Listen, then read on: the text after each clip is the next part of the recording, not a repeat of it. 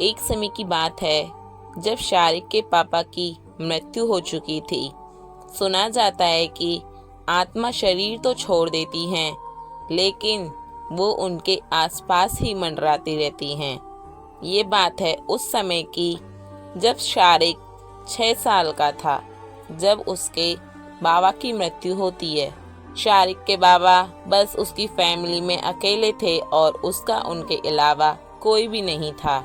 वो उनसे बेहद प्यार करता था और वो उनको अपने जीवन से कभी जाने नहीं देना चाहता था। लेकिन ऊपर वाले को कुछ और ही मंजूर था, जिसके कारण उनकी मृत्यु हो जाती है। बात है उस समय की जब शारिक को अपने पापा की बहुत ज्यादा याद आ रही होती है, तो वो उनसे मिलने के लिए अपने कब्रिस्तान जाता है, क्योंकि शारिक के पापा की डेड बॉडी को कब्रिस्तान में ही दबाया गया था। शारिक जब अपने पापा से मिलने के लिए जाता है और वो वहाँ पर बैठकर रो रहा होता है और विलाप कर रहा होता है कि पापा आप क्यों चले गए, मेरा इस दुनिया में आपके अलावा कोई भी नहीं है। तभी शारिक वहाँ पर रोते रोते अचानक सो जाता है और उसकी आंख लग जाती है। जब अचानक शारिक की आंख खुलती है तो वो देखता है रात हो चुकी होती है और आसपास कोई भी नहीं होता और घंघोर अंधेरा चारों तरफ उसे नजर आ रहा होता है। शारिक खड़ा हो जाता है और आगे की ओर बढ़ता है और अपने अब्बू को याद करता हुआ निकल जाता है। तभी शारिक को एक ऐसी आवाज महसूस होती है, सुनो शारिक। तो शारिक अचानक से मुड़कर देखता है कि ये आवाज आई तो आई कहाँ से। जब वो मुड़कर देखता है कि पीछे तो कोई भी नहीं है और फिर वो अपने दाएं और बाएं भी घूमकर देखता है तो उसे कोई भी नजर नहीं आता। तभी शारिक वहां से चल देता है और अचानक देखता है कि सामने वाली एक कब्र पर एक इंसान बैठा हुआ है और वो घुटने के ऊपर अपना सिर रखकर बैठा हुआ है और हल्का हल्का रो रहा है, मानो जैसे उसके सिसकियों की आवाज आ रही हो। शारिक एक बच्चा था तो वो बोलता है, सुनिए क्या हुआ आपको, आप इतनी रात यहाँ क्या कर रहे हो।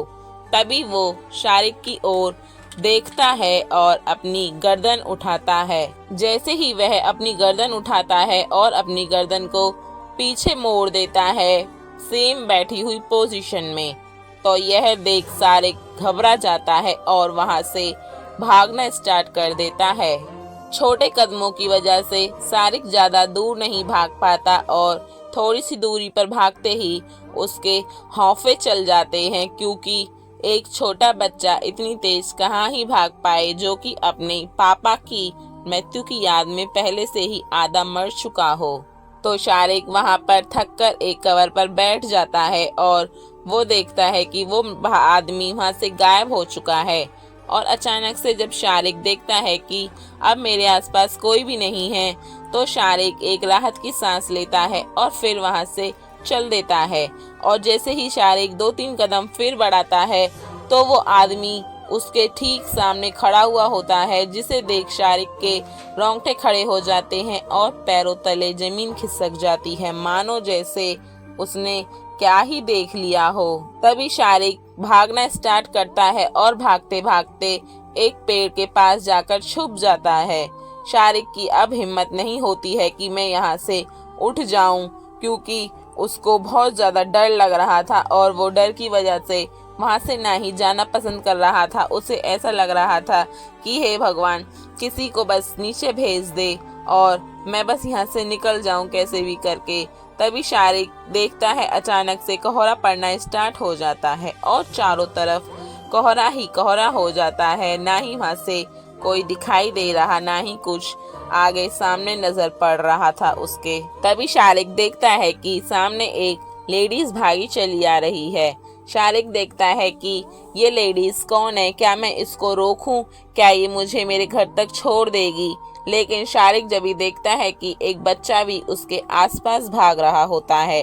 शारिक इतने ही देखते उसके और बढ़ने की कोशिश करता है। घंघोर कोहरे में शारिक अपना एक कदम बढ़ाता है तो वो उस औरत को हाथ देता है। अचानक से देखता है कि उस औरत की शक्ल इतनी डरावनी है मानो जैसे सदियों साल पुरानी कब्र से उठकर मुर्दा निकल आया हो। शारिक ये देख बहुत ज्यादा डर जाता है और उसका पैर पीछे ही स्लिप हो जाता है। शारिक स्लिप होने की वजह से एक कब्र में जाकर गिर जाता है और अचानक शारिक को ऐसा महसूस हो रहा होता है कि जैसे कोई उसे कब्र में खींच रहा हो नीचे की ओर। शारिक की आंखें ऊपर की ओर आ चुकी थीं और आत्मा मानो शरीर से निकल गई हो। डर की वजह से शारिक के ना हाथ पैर हिल रहे थे ना कुछ। शारिक बस डर की वजह से अपने अब्बू को याद करता है, अब्बू आप होते तो आज मेरे साथ ये नहीं होता। तभी अचानक से एक ठंडी हवा का झोंका आता है और शारिक के हाथ को पकड़ लेता है और शारिक को ऊपर की ओर खींच लेता है और शारिक को हवा में उड़ाकर उसको गेट के बाहर कर देता है। लेकिन अब चौंकाने वाली बात ये थी कि वो हवा का झोंका था कहाँ से और कहाँ से आया। तो शारिक की आंखों में आंसू आ जाते हैं और शारिक देखता है कि उसके अब्बू ठीक गेट के सामने खड़े हुए हैं, यानी कि उनके अब्बू की आत्मा जो थी वो गेट के सामने खड़ी थी और वो शारिक को बचा रहे थे उस एक डरावनी चुड़ैल से जो कि सदियों पहले मर चुकी थी और जो कि अब शारिक को मारने के लिए आई थी।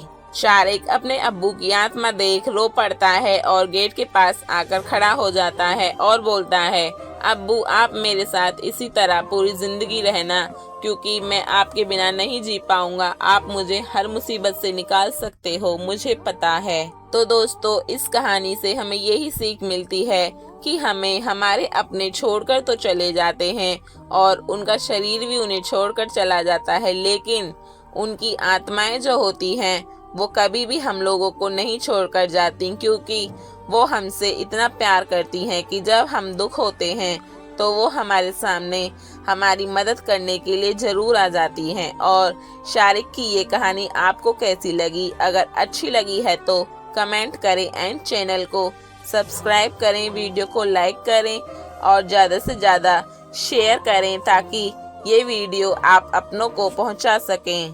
Thank you.